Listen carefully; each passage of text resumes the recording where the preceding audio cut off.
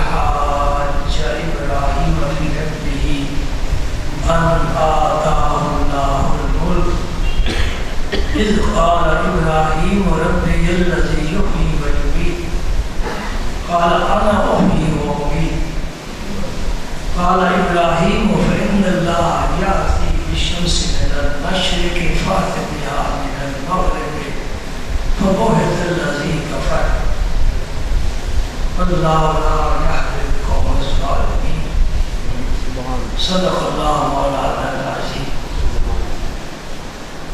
یہ سورہ بقرہ ہے، 30واں پارہ ہے۔ آیت کرسی جو قرآن پاک کی نہایت مشہور آیت ہے اور سب سے بڑی آیت ہے اور بڑی فضیلت والی آیت ہے، اور اکثر لوگوں کو یاد بھی ہوتی ہے، پڑھتے بھی ہیں۔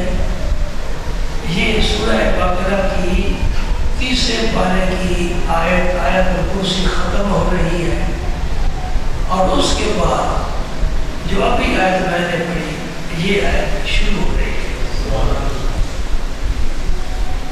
اس آیت کریمہ میں اللہ کریم نے حضرت ابراہیم علیہ السلام اور نمرود کا ذکر فرمایا ہے۔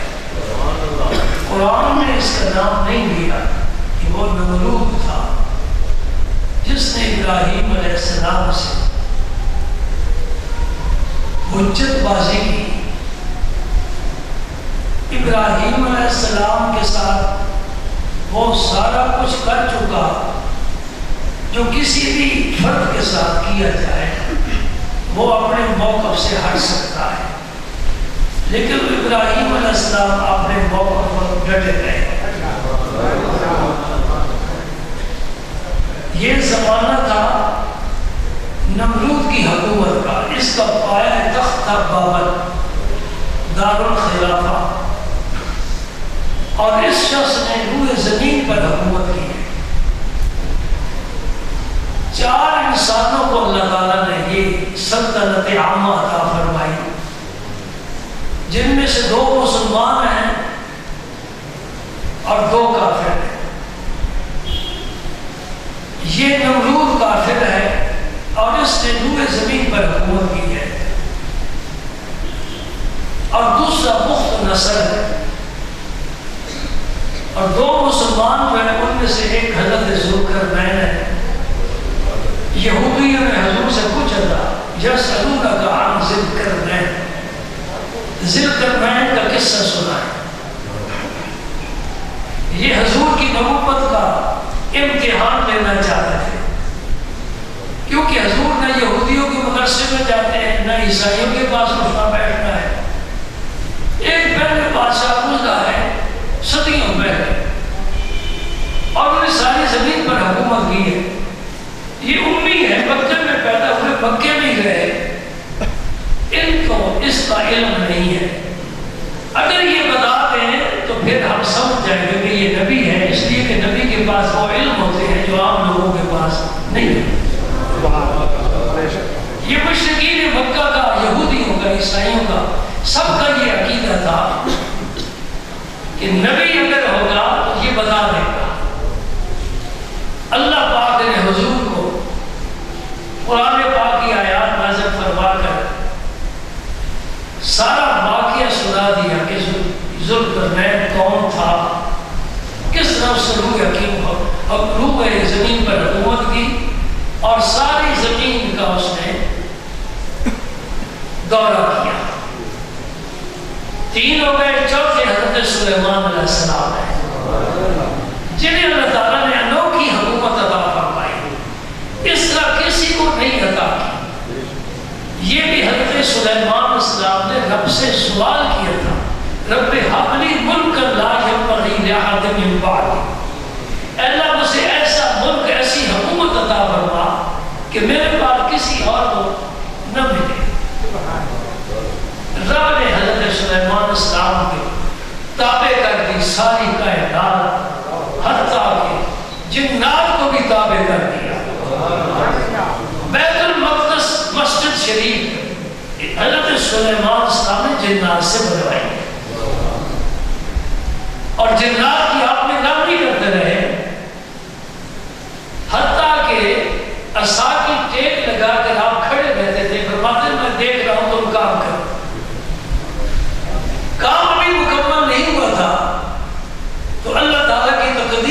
مطابق حضرت سلیمان السلام کا وقت آخر آ گیا، روح مبارک قبض کر لی گئی، لیکن اللہ نے اپنی حکمت کے ساتھ ان کے جسم کو اس عصا کی ٹیک پر قائم رکھا، اور جنات نہیں سمجھ سکیں کہ یہ صرف جسم کھڑا ہے، ان کی روح نہیں ہے، روح چلی جائے پھر سب کچھ چلا جاتا ہے، حکومت بھی جاتی ہے، آرڈر بھی چلا جاتا ہے، لیکن اللہ تعالیٰ نے سلیمان السلام کو اس عصا کے سہارے کھڑا رکھا تاکہ جنات کام کرتے رہیں، جب مکمل ہوگا پھر سارا کام ہو جائے گا۔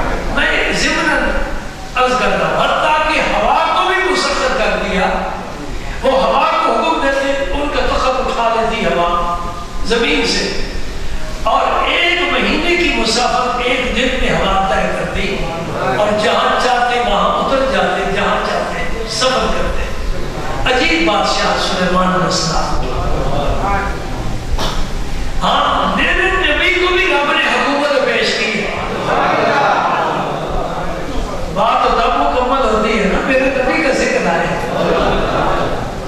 نشبم نشب پرستم کی حدیث خواب ہویا، جو غلام آفتابم ہماں سے آفتاب ہویا۔ ترجمہ کرنے سے لطف جاتا رہتا ہے، لیکن ترجمہ نہ کروں تو آپ کو کچھ سمجھ نہیں آئے گی، کیونکہ آپ نے مجھ سے فارسی تو پڑھی نہیں ہے۔ کہنے والا کہتا ہے میں رات نہیں ہوں، نہ شبم، میں رات نہیں ہوں، نہ شب پرستم، نہ میں رات کی پوجا کرنے والا ہوں۔ اگر میں رات کی پوجا کرنے والا ہوتا، میرا تعلق اندھیروں کے ساتھ ہوتا، نیند کے ساتھ ہوتا، تو میں خواب کی بات کرتا، اس لیے میں خواب کی بات نہیں کرتا۔ میں تو سورج کا غلام ہوں، جو بات کروں گا سورج کی بات کروں گا۔ نہ شبم نہ شب پرستم کہ حدیث خواب ہویا، جو غلام آفتابم ہماں سے آفتاب ہویا۔ میں چونکہ سورج کا فدائی ہوں، اس لیے میں سورج کی باتیں کیا کرتا ہوں۔ سمجھ گئے؟ اشارہ سمجھ گئے؟ میرے نبی کی خدمت میں رب نے 2 چیزیں پیش کی ہیں، جبریل حاضر ہوئے، آپ کا رب فرماتا ہے نبی عبد بننا پسند کرتے ہو یا نبی بادشاہ بننا پسند کرتے ہو؟ سلطنت پیش کر دی نا اپنے نبی کو، عبد تو ضرور بننا ہے۔ میرے پاک پیغمبر نے فیصلہ فرما دیا، میں نبی بادشاہ نہیں بنوں گا، میں نبی عبد بنوں گا۔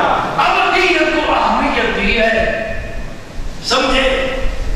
اس لیے رب نے جو سب سے اعلیٰ مقام میرے نبی کو عطا فرمایا وہ معراج ہے، اور جب رب نے اس معراج کا ذکر کیا، سبحان الذی اسریٰ بعبدہ، عبدیت کے ساتھ، اس لیے کہ جب ملاقات ہوئی جو رب کی شان کے لئے، ہم اس طرح کی ملاقات نہیں جیسا آپ میرے پاس بیٹھے ہیں، یہ ایک دوسرے کا اثر، تو اس کے لیے تو میرا وجود چاہیے نا، جسم چاہیے، وجود ہو تو اس میں ترکیب ہوتی ہے، مختلف اجزاء ملتے ہیں تو وجود بنتا ہے۔ جہاں ترکیب ہو، ترکیب کے پھر فاسد اور باطل ہونے کے بھی امکان ہوتے ہیں، جہاں ترکیب ہو وہاں حدوث ہوتا ہے۔ یہ اصطلاح علم کلام کی ہے، یہ میں کیوں ذکر کروں، اور پھر تو ایک بڑا الجھن پیدا ہو جائے گی۔ معنی یہ ہے کہ رب کا اس طرح کا وجود نہیں ہے جو آتا ہے، جاتا ہے، بیٹھتا ہے، اٹھتا ہے، کھڑا ہوتا ہے، چلتا پھرتا ہے، ایسا نہیں ہے، بلکہ رب اپنی شان میں ہے، جو شان میرے رب کی رب نے خود ہی اپنی بنائی ہے۔ ہم نہ سمجھیں تو ہماری بہتری ہے، کچھ چیزیں سمجھیں تو بہتر ہوتا ہے، کچھ نہ سمجھیں تو بہتر ہوتا ہے۔ میرے بڑے قریبی نظامی ہیں، آپ کے بھائی علم والے ہیں، انہوں نے میرے سامنے ایک مسئلہ اس وسیع کائنات کا پیش کیا، سمجھنا چاہتے تھے۔ میں نے چند باتیں کرنے کے بعد خاموش ہو گیا، وہ میرے منہ کی طرف دیکھنے لگے کہ اس نے بات کو آگے نہیں چلایا۔ میں نے کہا میجر صاحب، میجر ہے نا، سمجھ گئے،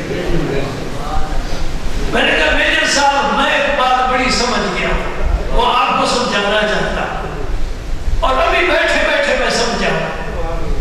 وہ بڑے خوش ہوئے، متعجب ہوئے کہ بڑی مزے کی بات، وہ لکھتے رہتے ہیں، اور امید ہے انشاءاللہ کبھی ایک کتاب بھی لکھ کر آپ تک پہنچا سکیں گے. کچھ لوگوں کو یہ ذوق ہوتا ہے یہ لکھا ہوا نہ ہوتا تو اور میں کیا سمجھتے, اس لیے رب نے قلم کی قسم کھائی, نون من قلم بما یسطرون, مجھے قلم کی قسم ہے اور اس کی تحریر کی قسم ہے. یہ بڑی چیز ہے, بڑا علم ہے. میں نے کہا میں ایک بات سمجھ گیا ہوں اور ابھی ابھی سمجھا ہوں, بڑی اعلیٰ سمجھا ہوں, اور بہت سے مسئلے حل ہو گئے. وہ کہنے لگے کون سی؟ میں نے کہا یہ سمجھا ہو کہ رب کے متعلق میں کچھ نہیں سمجھ سکا. میں سمجھا نہیں سمجھ سکا, رب کے متعلق کچھ نہیں سمجھ سکا. یہ نہ سمجھنا ہی سمجھ ہے. الف لام میم, امام رازی سے پوچھو, زمخشری سے پوچھو, قرطبی سے پوچھو, بڑے بڑے مفسرین سے پوچھو کیا معنی ہے, کہتے اللہ و رسول عالم, ہم یہی سمجھیں کہ کچھ نہیں سمجھے.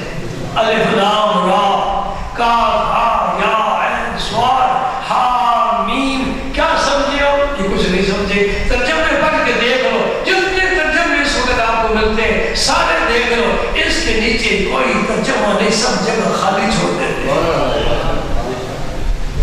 میرے نبی پاک کو رب نے سلطنت اور عبدیت نبوت پیش کی, نبوت کے ساتھ عبدیت پیش کی. نبی عبد بننا پسند کرتے ہو یا نبی بادشاہ بننا پسند کرتے ہو؟ میرے رسول پاک نے فرمایا میں نبی عبد بننا پسند کرتا ہوں. چاشت کے وقت کچھ مسائل جز بھی ایسے ہوتے ہیں جن کو الگ کسی موضوع میں ہم نہیں فٹ کر سکتے, تو جب موقع آ جاتا ہے میں بیان کر لیتا ہوں.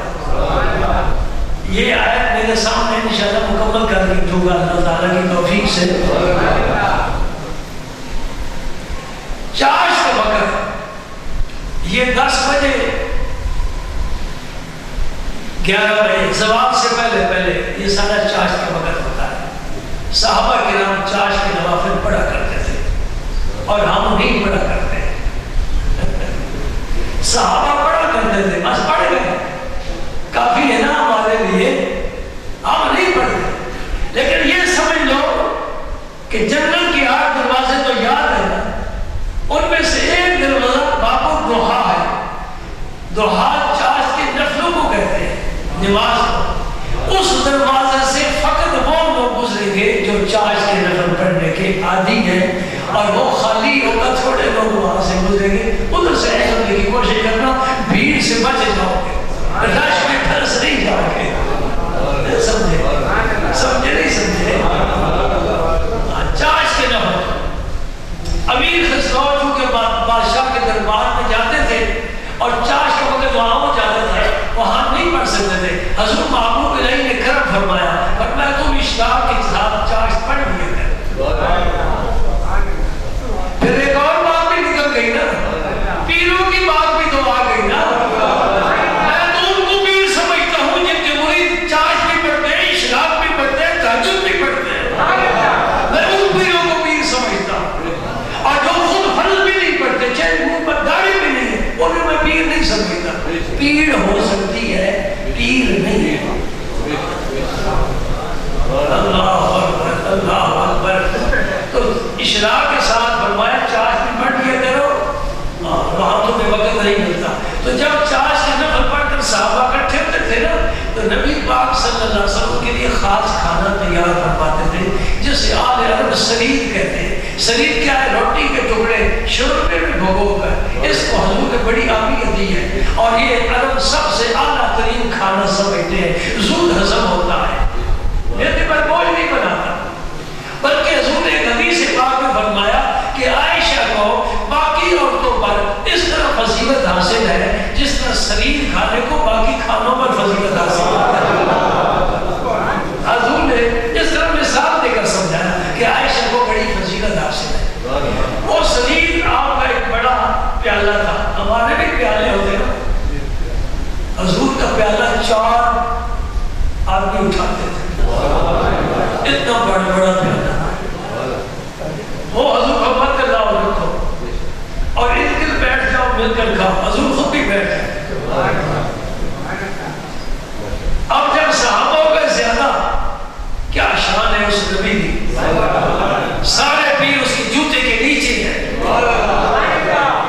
کسی پیر کی سمجھ میں بات نہیں آتی، نبی اپنے غلاموں کے ساتھ بیٹھ کر کھا رہا ہے، اور جب صحابہ زیادہ ہو گئے حضور اپنے قدم مبارک پر بیٹھ گئے، جیسے آپ وضو کرتے وقت بیٹھتے ہو۔ یہ بیٹھنا عاجزی کا بیٹھنا ہے، کسی بڑے آدمی کو اس طرح بیٹھ کر کھانا کھاتے نہیں دیکھو گے، بلکہ اس طرح بیٹھنا اپنی توہین سمجھتا ہے۔ میرا نبی صحابہ کے درمیان جب جگہ تنگ ہو گئی تو آپ نے آپ کو سمیٹ کر قدموں پر بیٹھ گئے۔ ایک بدو بھی شریک تھا، اس بدو نے پوچھا یا رسول اللہ یہ کیسا بیٹھنا ہے؟ فرمایا میں اس طرح کھاتا ہوں جس طرح ایک عبد اور بندہ کھاتا ہوں۔ حضور نے کبھی ٹیک لگا کر کھانا نہیں کھایا، فرماتے یہ متکبر کی انداز ہے، میں اس طرح کھانا کھاتا ہوں جس طرح عبد کھاتا ہے، بندہ کھاتا ہے۔ اپنے آپ کو عبدیت میں رکھا اور کلمہ طیبہ کا جز بنا دیا۔ کیا پڑھتے ہو؟ اشہد ان محمدا عبدہ و رسولہ۔ شانیں تو بے شمار ہیں، وہ نبی بھی ہے، رسول بھی ہے، وہ امام الکل بھی ہے، وہ سردار انبیاء بھی ہیں، لیکن شانوں میں سے عبدیت کی شان کو چن لیا۔ اے اللہ تو اعلیٰ سے اعلیٰ ہے، میں تیرا بندہ ہوں۔ بندہ بننا ہی کمال ہے۔ مقام بندگی دے کر ننو شان خدا بندی۔ اقبال کہتا ہے رب میرے ساتھ سودا کرے نا، کیا اقبال میری شان خدا بندی تو لے لے، اپنی عبدیت مجھے دے دے، میں یہ سودا نہیں کروں گا۔ اے اللہ تو اللہ ہونے میں ہی سونا لگ رہا ہے تو میں بندہ ہونے بھی سونا لگ رہا ہے۔ میں تیرے سامنے سر جھکاتا رہوں، میں تجھے پکارتا رہوں، میں فریادیں کرتا رہوں، میں ہاتھ اٹھاتا رہوں، میں دامن پھیلاتا رہوں، میں آنسو بہاتا رہوں، میرا دل تڑپتا رہے تیری یاد میں۔ تو اس طرح پیارا لگتا ہے، تو اپنے شان میں اعلیٰ ہے، میں عبدیت میں اعلیٰ۔ بننا بڑھنا یہ کمال ہے، یہ بڑی بات ہے، یہ عاجزی اور انکساری ہوتی ہے تب۔ تو میں یہ عرض کر رہا تھا کہ حضور کو جب جبریل نے یہ پیغام دیا کہ آپ نبی بادشاہ بننا پسند کرتے ہیں یا نبی عبد بننا پسند کرتے ہیں، حضور نے فوراً فرمایا میں نبی عبد بننا پسند کرتا ہوں، بادشاہ بننا پسند کرتا ہوں۔ بادشاہی کو ٹھکرا دیا، حکومت، فوج، لشکر، دبدبہ، شان و شوکت، تخت، بخت نہیں پسند کیا۔ کہا بس میں ایک وقت کھاؤں تو تیرا شکر ادا کروں، ایک وقت بھوکا رہوں صبر کروں تاکہ شکر کا بھی ثواب ملے، صبر کا بھی ثواب ملے۔ پھر رب نے کہا پیارے تو نے تو قبول نہیں کیا، میں تیرے لیے آسانی بنا دیتا ہوں، تو جس پہاڑ کو چاہے گا سونا بنا یہ بتا۔ یہ بات نہیں مکہ کی، اس سارے کو پیارے تو چاہے تیری چاہ پر منحصر ہے، میں سونے کی بنا دیتا ہوں۔ نبی پاک نے کہا نہیں یا اللہ مجھے یہ سونا پسند نہیں ہے، یہ میری امت آئے گی نا، گجرات والے آئیں گے، وہ ملے گے سونے کے پیچھے، جواہرات کے پیچھے، روپے پیسے کے پیچھے، حلال ہے تب بھی جیب میں، حرام ہے تب بھی جیب میں، اپنے تب بھی لے کر آؤ، غیر کے تب بھی لے کر آؤ، اپنے گھر میں لاؤ۔ یہ نہ سوچا کہ کل قیامت کو کیا جواب دینا ہے۔ سبحان سلیمان علیہ السلام بادشاہ ہونے کے باوجود شان نبوت میں اور شان عبدیت میں کمال درجے پر تھے، کہیں تکبر نہیں پایا جاتا، کہیں غرور نہیں پایا جاتا، عاجزی عاجزی ہے، رب کو سجدے کرتے ہیں اور مناتے ہیں، خوش رکھتے ہیں۔ ایسا پھر کوئی بادشاہ نہیں ہے، ایسا کوئی بادشاہ نہیں ہے، یہ حکومت غرور پیدا کرتی ہے۔ یہ بھی نمرود ایسا ہی بادشاہ تھا، اس نے 400 سال حکومت کی، نمرود نے 400 سال حکومت کی ہے اور ایک دن پر بھی بیمار ہو کر بستر پر نہیں پڑا۔ رب کے فیصلے دیکھ لے، رب کے فیصلے دیکھ لے۔ پیغمبر کے بدن میں کیڑے پڑ گئے، کیڑے گرتے اٹھا کر بدن میں رکھتا ہے، بعض مستفاسیر میں لکھا ہوا ہے نبی پاک کے سر مبارک میں خوف دھنس گیا، خون کے فوارے نکلے، دنداں مبارک شہید ہوئے، یاد شہید ہوئے، سارا کچھ ایک شان ہے، یہ بھی شان ہے. رب کو یہی پسند ہے، یہی پسند ہے.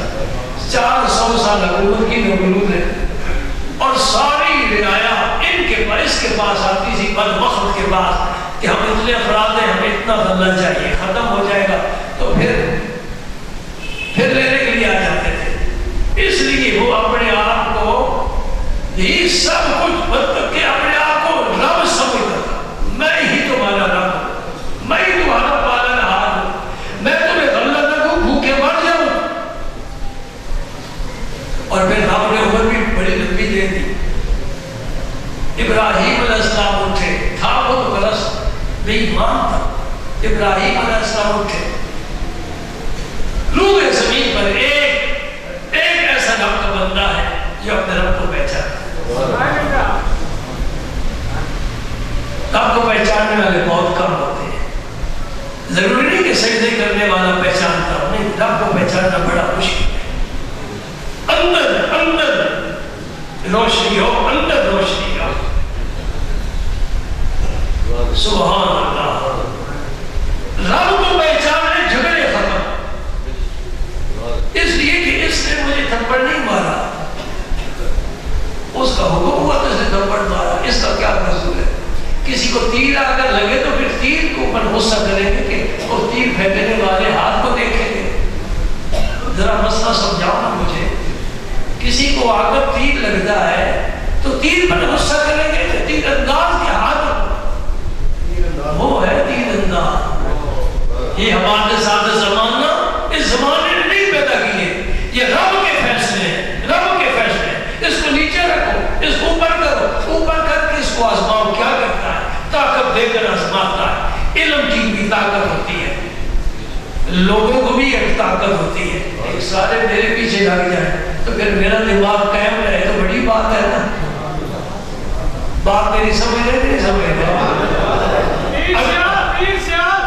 اگر مجھے افرادی قوت مل جائے، اگر مجھے افرادی قوت مل جائے، میرے کہنے پر لوگ اٹھے، میرے کہنے پر بیٹھے، میرے کہنے پر چلے کھائے، میرے کہنے پر، اور اتنی تعداد ہو، پھر میرا دماغ سلامت رہے اپنی جگہ پر، یہ بڑی بات ہے. لیکن ایسا نہیں رہتا. نمرود بھی ایسے ہی تھا، یزید بھی ایسے ہی تھا، فرعون بھی ایسے ہی تھا، ابو جہل بھی ایسے ہی تھا.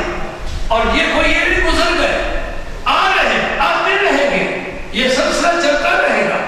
امریکہ کا جو صدر ہے اس کے دماغ میں یہ کیڑا ہے نا کہ میں دنیا کے سب سے بڑے ملک کا حکمران ہوں، میرا آرڈر پوری دنیا میں چلنا چاہیے.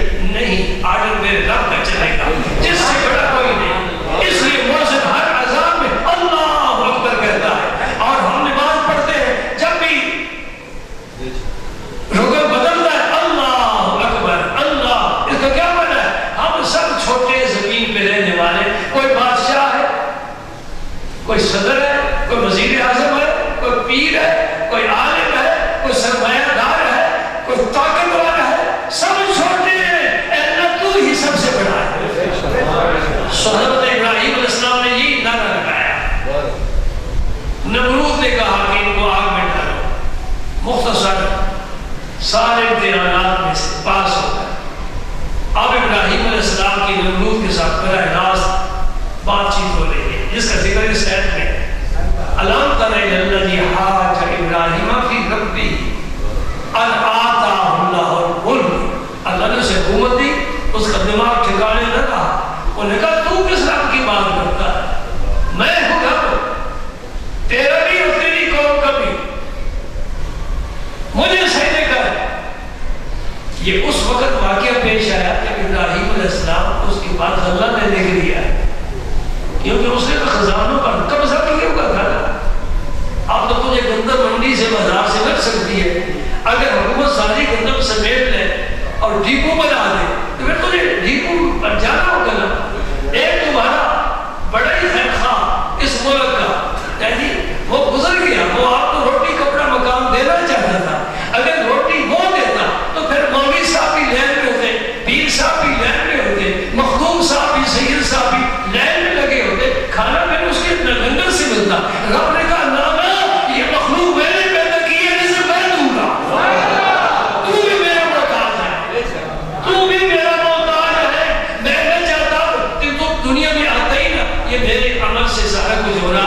یہ چھوٹے بڑے کی تمیز تو نہیں مٹا سکتا، یہ میں نے بنائی ہے، ایک کو کالا بنایا ایک کو گورا بنایا، اب وہ گورے کے رنگ لے کے کالے پر کیسے چڑھائے، ایک کو بڑا قد والا بڑا کہ چھوٹے قد والا بڑا، برابر کر کے دکھا، 5 اپنے ہاتھ کی انگلی برابر کر کے دکھا، نہیں ہو سکتا، عورت عورت ہے، مرد مرد ہے، امیر امیر ہے، غریب غریب ہے، جاہل جاہل ہے، عالم عالم ہے، یہ رب کے فیصلے ہیں، یہ نظام دنیا کا یوں ہی چلے گا، اور میرے خیال میں دنیا کا حسن بھی اسی سے ہے، دنیا کا حسن بھی اسی سے ہے، رب نے جو کام کیا حکمت کے ساتھ کیا، اس کو چیلنج کرنا یہ بے وقوفی اور بڑی حماقت اور جسارت ہے، مار کے بڑے بڑے فتنے اٹھے، اپنی موت آپ مر گئے، یہ پاکستانی قوم بڑی ڈھیٹ قوم ہے، اس کو کچلنے کے لیے بڑے بڑے حربے استعمال کی ہے، یہ زندہ ہے، سلامت ہے، چل رہا ہے، یہ ملک بھی چل رہا ہے، کھانے والے کھا رہے ہیں، توڑنے والے توڑ رہے ہیں، چل رہا ہے، چلتا رہے گا انشاءاللہ، اس لیے کہ شہیدوں کا خون ہم کی جناب میں بڑا قیمتی ہے، شہید کا خون بڑا قیمتی ہے، اور ولیوں نے اس ملک کی اپنے خون سے اب یاری کی ہے، ہمارے ملک کی بنیادوں میں اور یا کرام کا خون ہے، یاد رکھنا، اس وجہ سے یہ سلامت رہے، کوئی طاقت اسے رب نہیں کر سکتی، کوئی اسے نقصان نہیں پہنچا سکتی، پہنچانے والے ہم میں سے اٹھتے ہیں اور بڑے منصوبے بنا کر اٹھتے ہیں، بڑی طاقت لے کر اٹھتے ہیں، لیکن کچھ نہیں بگاڑ سکتے، کچھ نہیں بگاڑ سکتے، انشاءاللہ یہ ملک زندہ رہے گا، سلامت رہے گا، تابندہ پائندہ رہے گا۔ ابراہیم علیہ السلام سے کہتے ہیں میں ہوں رب، کس رب کی تو بات کرتا ہے؟ اللہ پاک فرماتے ہیں کہ ابراہیم علیہ السلام نے فرمایا رب الذی یحیی و یمیت، میرا رب وہ ہے جو زندہ کرتا ہے، زندہ کو مردہ بناتا ہے، موت و حیا اس کے قبضے میں ہے، تبارک الذی بیدہ الملک وہو علی کل شیء قدیر الذی خلق الموت والحیاۃ لیبلوکم ایکم احسن عملا، میرا رب ہے جس کے دست قدرت میں، ہاتھ کے ساتھ تشبیہ دینا بھی ناجائز ہے، جس کے دست قدرت میں ساری کائنات کی حکومت ہے، اللہ ہے نا، حیات زندگی کو موت اسی نے پیدا کیا ہے، میرا رب کون ہے؟ یحیی و یمیت، زندہ کرتا ہے، مارتا ہے، قال انا احیی و امیت، اس نے کہا میں بھی زندہ کرتا ہوں، مارتا بھی، جیل سے 2 قیدی بناؤ، ایک جو بے قصور ہے اور ایک جو جس کو سزائے موت ہو چکی ہے، اور جس کو سزائے موت ہوگی وہ مردوں کو اس شمار میں دونوں قیدی آتے ہیں۔ نمرود نے حکم دیا جو بے قصور ہے اس کا سر قلم کر دو، یہ زندہ کو میں نے مار دیا، اور جس کو متعلق حکم تھا سزائے موت کا یہ مردہ ہے، اس کو میں نے بری کر دیا، کہا میں بھی زندہ کرنے والوں میں بھی مارنے والا ہوں۔ دیکھ لو ابراہیم علیہ السلام نے جو حجت پیش کی اس کا مقصد کیا تھا کہ رب زندگی کو وجود میں پیدا کرتا ہے، اور جو مر چکا ہے رب اسے حکم دے تو اٹھ کھڑا ہوتا ہے، یہ ہے زندگی اور موت دینے والا۔ اچھا تیری سمجھ اتنی نہیں ہے، میں پھر تیرے ساتھ اور بات کرتا ہوں۔ نمرود کی سمجھ نہیں ہے کہ اس بات کو بھی سمجھے کہ رب الذی یحیی و یمیت، میرا رب کس طرح زندہ اور مردہ کرے۔ آپ نے فرمایا میرا رب وہ ہے جو سورج کو مشرق سے لاتا ہے، اگر تو رب ہے تو سورج کو مغرب سے چلا کرتا اور وہ ہے الذی کفر، مربوط ہو کر رہ گیا، اس کے پاس کا کوئی جواب نہیں، اس لیے اس کی حکومت کچھ سروں پر ہے، آسمانوں تک نہیں پہنچتی، آسمانوں تک حکومت اس کی پہنچتی ہے جس نے حکومت لینے سے انکار کر دیا ہے۔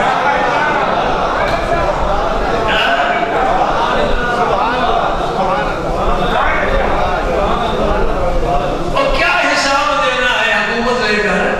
خواہ مخواہ ہم حکومت بھی نہیں لیتے، تخت پر بھی نہیں بیٹھتے، سر پر تاج بھی نہیں سجاتے، فوج کو بھی اشارہ نہیں کرتے، خزانہ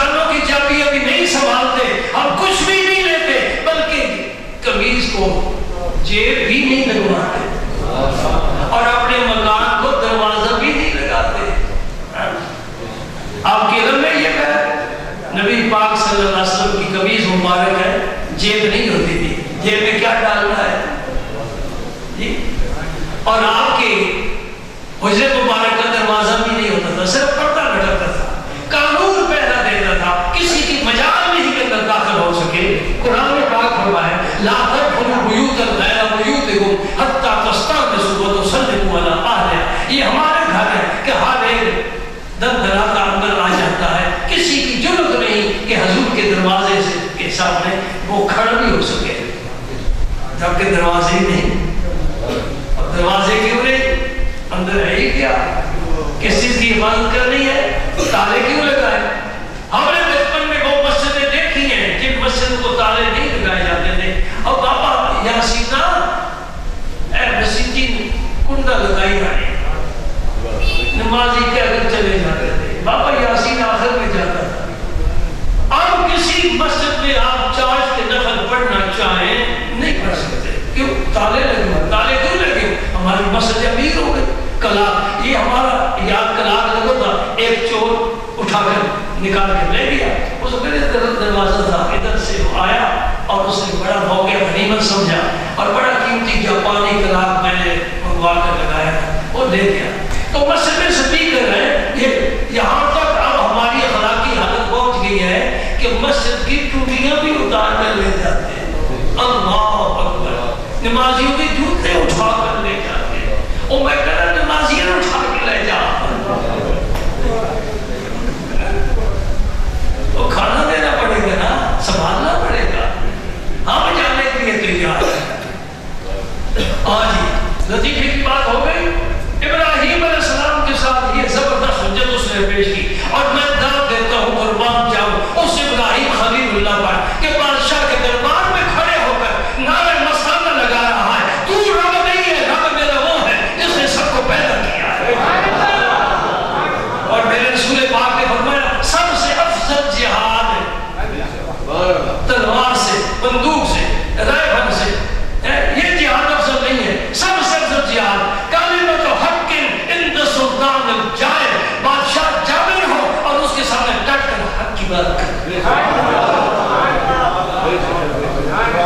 پرانی بات نہیں، جب آپ کے ملک کے سیاہ سفید کے مالک تھے نا، ایک فوجی جرنیل ابھی تک زندہ ہے، عدالتوں کا چکر کاٹ رہے ہیں جی، اور بدبخت ہے، یہ لفظ میں بڑی احتیاط سے بول رہا ہوں، اس لیے میں نے یہ لفظ استعمال کیا، مجھے بڑا غصہ ہے شخص پر کہ حکومت کے نشے میں سے علماء کے مجمع میں کہا تھا تم منافق لوگ ہو، اسے پتہ ہے یہ میرا کچھ نہیں بگاڑ سکتے، جن کی جوتے کی تعظیم بھی ہمارے لیے ضروری ہے، علماء رسول اللہ کے نائب ہیں، علماء ہمارے دین کی گاڑی چلا رہے ہیں، قرآن کی حفاظت رب نے اپنے ذمہ لی ہے، لیکن علماء سے حفاظت کرا رہا ہے، دین کا کام علماء کر رہے ہیں، مدارس یہ بناتے ہیں، مساجد کو یہ آباد کرتے ہیں، اور جب بھی مسئلہ پیش ہو انہی کے پاس جانا پڑتا ہے، جس کا کیا جواب شریعت میں ہے، اور اتنے چوٹی کے علماء کے مجمع میں وہ بدبخت اپنے نشے اقتدار کے نشے میں اور ملک کے نشے میں کہ میں ایک جرنیل ہوں، وہ کہتا تم سب منافق ہو، استغفر اللہ۔ بات یہ کرنا چاہتا تھا، ایک طالب علم نے ایک عظیم اجتماع میں ایک تقریر کی ہے، وہ کسی آدمی نے بڑی مہربانی کی، اپنے موبائل پر ریکارڈ کر لیا، مجھے سنائی، میں وہ سن کر حیران ہے، اس نوجوان نے حد کر دی، جب وہ اس فکرے پر پہنچا نا کہ سر تمہیں یہ اقتدار کا راستہ کس نے دکھایا ہے، اس کے بعد اس کی آواز بند ہو گئی۔ میں سوچنے لگا کہ پتہ نہیں اس بیچارے کے ساتھ اب کیا سلوک کریں گے، کیونکہ طاقت والے ہیں، طاقت والے ہی حضرت بلال پر کوڑے برساتے ہیں، طاقت والے ہی حضرت عمار بن یاسر کو درختوں کے ساتھ باندھ کر ظلم کرتے ہیں۔ یہ طاقت بھی اللہ کی راہ میں خرچ ہو پھر وہ عمر فاروق بن جاتا ہے۔ اگر طاقت عمر فاروق کے پاس تھی، ساری کی ساری اللہ کے راہ میں خرچ کرتا ہے۔